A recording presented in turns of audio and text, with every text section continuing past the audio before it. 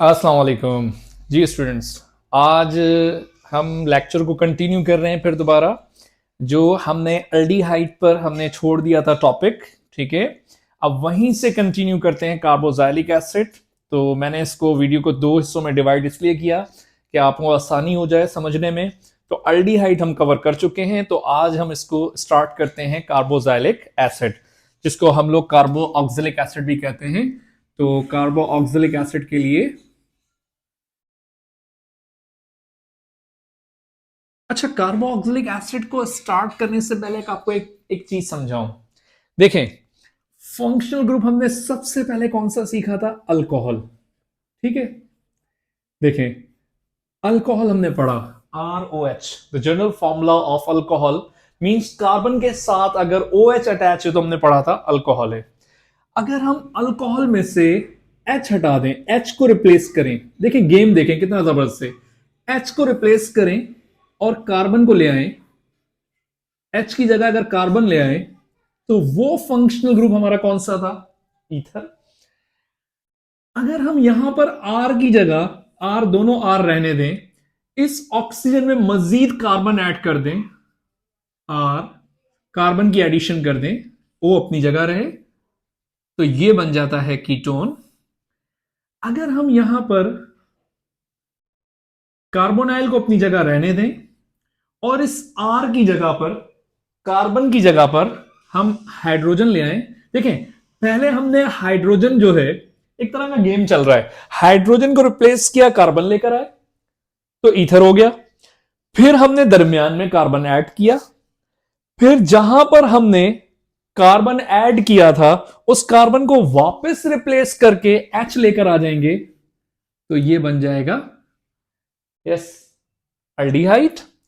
और यहां पर अगर हम इस H के साथ एक यस ऑक्सीजन भी ऐड कर दें तो ये बन जाएगा कार्बोक्सिलिक एसिड। मतलब कि मैं डेफिनेशन यहां पर ये कह सकता हूं, इफ, याद रखें, COOH ग्रुप, COOH ग्रुप जिसको हम कार्बोक्सिलिक एसिड, कार्बोक्सिलिक एसिड कहते हैं, attach with hydrocarbon, hydrocarbon is called carboxylic acid. बहुत सारे इसको कार्बोक्सिलिक एसिड पढ़ते हैं, बहुत सारे कार्बोक्सिलिक एसिड पढ़ते हैं, हमारी मर्जी, कुछ भी पढ़ लें हम, इसको रहेगा तो ये वही। बहरहाल यहां पे देखें, इसका मतलब ये हुआ कि COOH। अच्छा, क्या मैं ये कह सकता हूं कि कार्बोक्सिलिक एसिड दो फंक्शनल ग्रुप से मिलकर बना है? नंबर वन आपके सामने देखें, एक कार्बोनाइल है, एक अल्कोहल है। कार्बोनाइल और अल्कोहल दोनों को हमने जोड़ दिया तो ये एक नया फंक्शनल ग्रुप बन गया, जिसको नाम क्या दे रहे हैं? कार्बोक्सिलिक एसिड या कार्बोक्सिलिक एसिड। अब देखें, कार्बन की वैलेंसी इनकंप्लीट है, तो यहां पर भी पीछे क्या लगेंगे? Number of carbon. और आपको पता है नंबर ऑफ कार्बन अल्केन से तो होगा नहीं, अल्केन में से एक हाइड्रोजन कम कर दें तो अल्काइल है। तो क्या हम यहां डायरेक्टली, अब आपको समझ में आ तो गया है, हम डायरेक्टली यहां लिख सकते हैं R। तो इसका मतलब यह हुआ कि ये जर्नल फॉर्मूला किसका हो गया? कार्बोक्सिलिक एसिड का। क्या हम इसको मिलाकर इस तरह भी लिख सकते हैं, RCOOH? क्योंकि अभी हम इसकी देखें प्रॉपर्टीज वगैरह नहीं पढ़ रहे।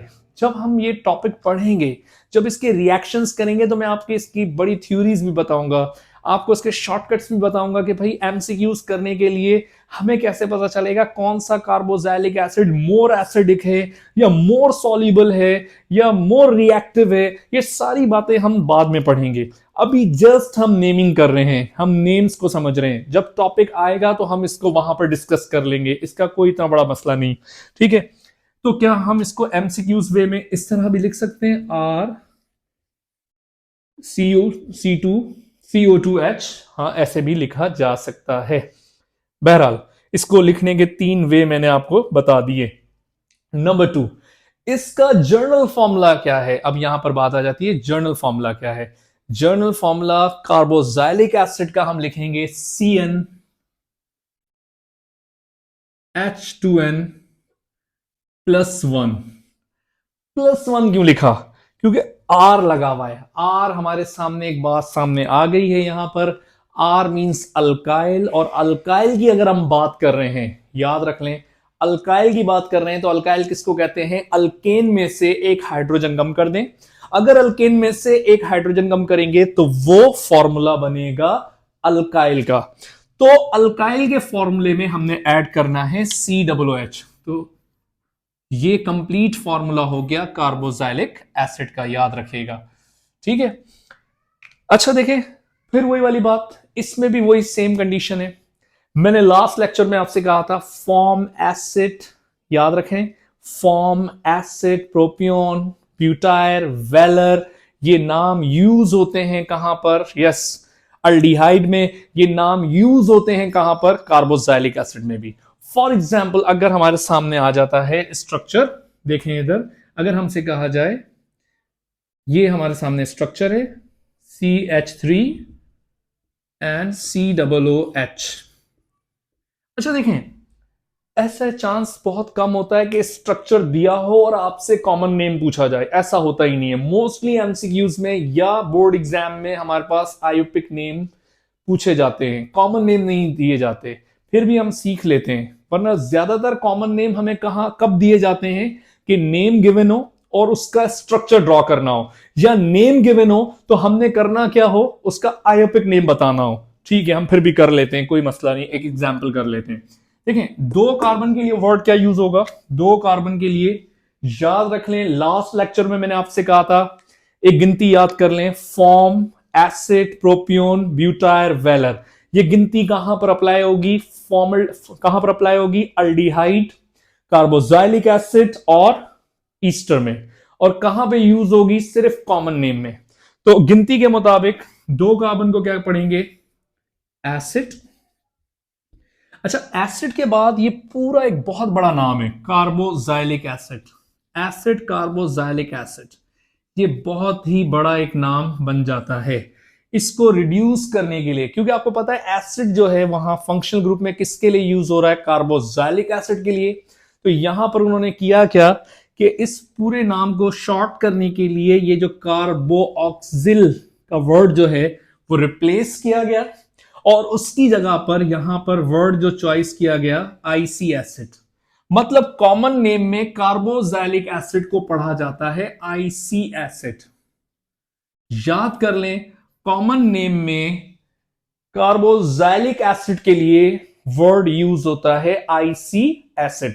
तो यहां पर हम लिखेंगे एसिड बिकॉज ऑफ 2 कार्बन, और फंक्शनल ग्रुप कौन सा है? कार्बोक्सिलिक एसिड, तो हम यहां लिखेंगे आईसी एसिड। तो ये बन गया कार्बोक्सिलिक एसिड। तो इसका मतलब ये हुआ कि कार्बोक्सिलिक एसिड जो है उसके लिए हम शॉर्ट वर्ड क्या यूज कर रहे हैं? IC acid. बचपन से पढ़ रहे होते हैं एसिटिक एसिड, एसिटिक एसिड, रट्टा लगा रहे होते हैं। आज क्लियर हो गया कि इस स्ट्रक्चर को एसिटिक एसिड क्यों कह रहे हैं, एसिड क्यों कह रहे हैं? Because 2 carbon. आईसी एसिड क्यों कह रहे हैं? क्योंकि ये कार्बोक्सिलिक एसिड का कंपाउंड है। ठीक हो गया। अच्छा, अब अगर आपको सामने हो कि भाई स्ट्रक्चर बनाए, आपसे कहा जाए ब्यूटायरिक, आपको गिवन हो ब्यूटायरिक एसिड, तो घबराना नहीं है, परेशान नहीं होना, घबराने की जरूरत नहीं है। ब्यूटायरिक एसिड आप बना सकते हैं। सबसे पहले कार्बन देखें, ब्यूट, ब्यूट मींस 4 कार्बन, 4 बनाए। आईसी एसिड, आईसी एसिड किसको कह रहे हैं? यस, कार्बोक्सिलिक एसिड को कह रहे हैं।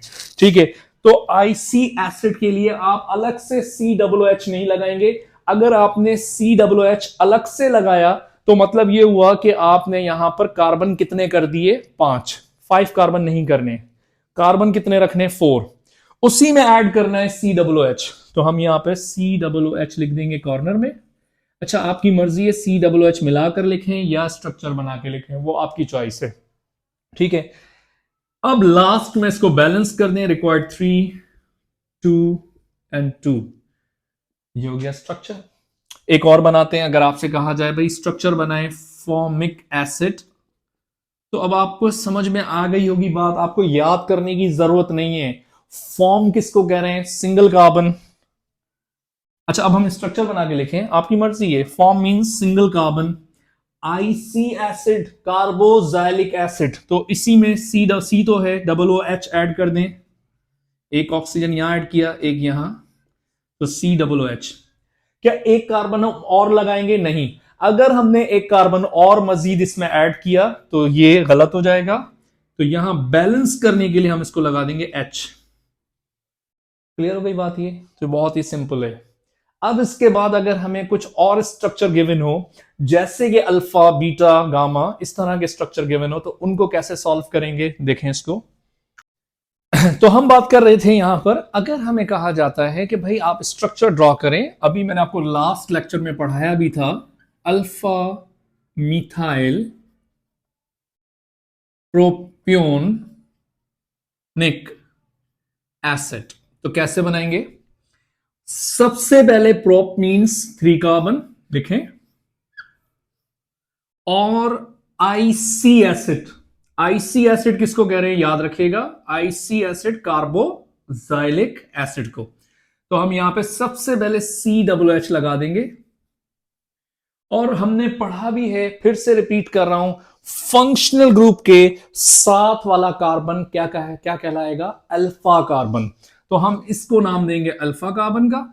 तो अल्फा पे हमने लगाना क्या है? मीथाइल। अगर आपको मीथाइल का फॉर्मूला नहीं भी आता तो मीथ मतलब 1 कार्बन, बैलेंस कर लें, रिक्वायर्ड 3 एंड रिक्वायर्ड 3। तो ये स्ट्रक्चर हो गया अल्फा मिथाइल प्रोपियोनिक एसिड का।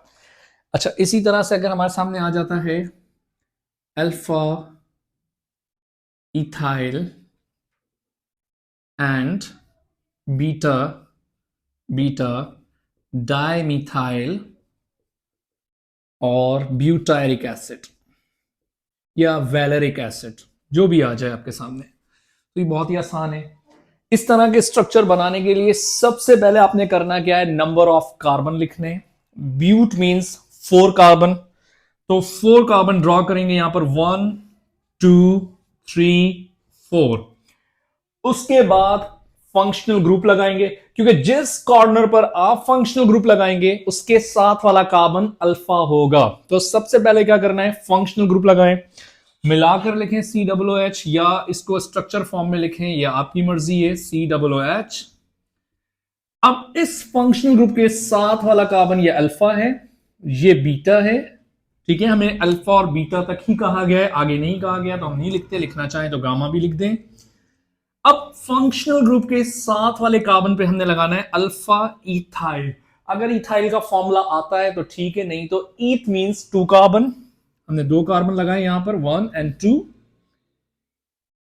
एंड बीटा कह रहे हैं, beta beta dimethyl, beta position ये है, इस पे 2 मिथाइल लगाने, एक मीथ, और ये हमने दूसरा मीथ भी लगा दिया, ठीक हो गया। लास्ट में बैलेंस करना है, रिक्वायर्ड 3 3 3 3 2। तो ये स्ट्रक्चर बन गया। अगर आपको डायरेक्ट आता है आप डायरेक्ट लिख दें C2H5, वो आपकी मर्जी है, कोई इसका इतना बड़ा मसला नहीं है। तो ये वाले स्ट्रक्चर भी आप सॉल्व कर सकते हैं। तो बहरहाल अल्डिहाइड और कार्बोक्सिलिक एसिड खत्म हो गया यहां तक के लिए। तो बहरहाल नेक्स्ट लेक्चर में इंशाल्लाह मुलाकात होगी हमारी ईस्टर के साथ। तो आज तक के लिए अल्लाह हाफिज।